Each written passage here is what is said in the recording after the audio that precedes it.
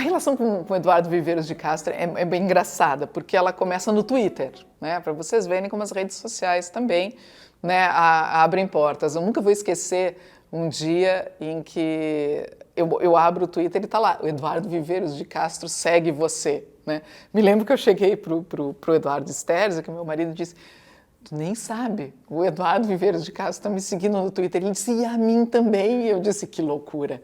Né? Então era assim, tipo, a coisa mais maluca que podia nos acontecer naquele momento era a seguida. E aí, isso daí é, sei lá, por 2010, mais ou menos, né? Então, 2011 a gente começa, porque nessa época o Twitter era mais divertido, né?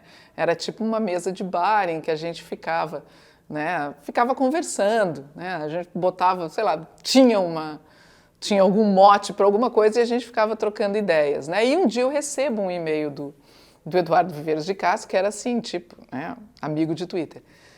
Dizendo, e aí ele explicar, e aí eu entendia por que ele foi me seguir, porque ele lia, aí é o segundo momento que eu disse, eu não acredito, né? Tinha que dar um jeito de botar isso no Lattes, né? Então, ele lia os meus, ele tinha lido todos os meus livros, né, de ficção, e ele tinha recebido um convite do SESC, de novo o SESC, né, o SESC de São Carlos,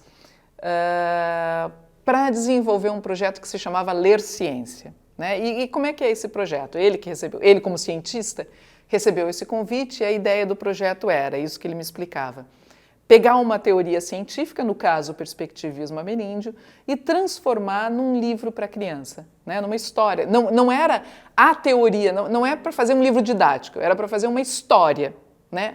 Baseada naquela teoria. Sabe, que aquela teoria tivesse, de uma certa forma, iluminasse aquela história. Né? Então essa era a ideia inicial. E aí ele me convidava para fazer isso, porque tinha, claro, sempre chamar um escritor, né? E aí que a gente vai se encontrar mesmo, pessoalmente, né? Então aí nós já estamos falando de 2011, 2012, né? Então é quando a gente se encontra pessoalmente, ele me passa uma série de livros, né? Claro, eu já vinha estudando o perspectivismo ameríndio, já falei umas 10 vezes aqui que eu estudei arte, mito e rito, então obviamente, né, já tinha lido muito sobre o Eduardo Viveiros de Castro e a própria obra dele, eu vinha acompanhando. E aí ele me deu, é interessante que ele me passou as fontes, inclusive, desses mitos. Né? E em algum momento a gente até pensou, porque a minha grande dúvida... E aí então eu que tinha que transformar aquela teoria numa historinha. Né? Então era uma dúvida que eu me lembro de conversar com ele, será que a gente adapta um mito já existente em que coloque esse perspectivismo, né, que trate, que tem esse perspectivismo, né, não como tema, mas ele está dado ali, né? Há vários mitos em que isso está dado, né? Tanto que a teoria não vem do nada, né? Ela vem justamente dessas narrativas ameríndias, né? E adaptam um mito já pronto ou inventam uma história nova, né? E aí ele me passou todas as fontes dele, né? Então, ou seja, várias narrativas indígenas, né?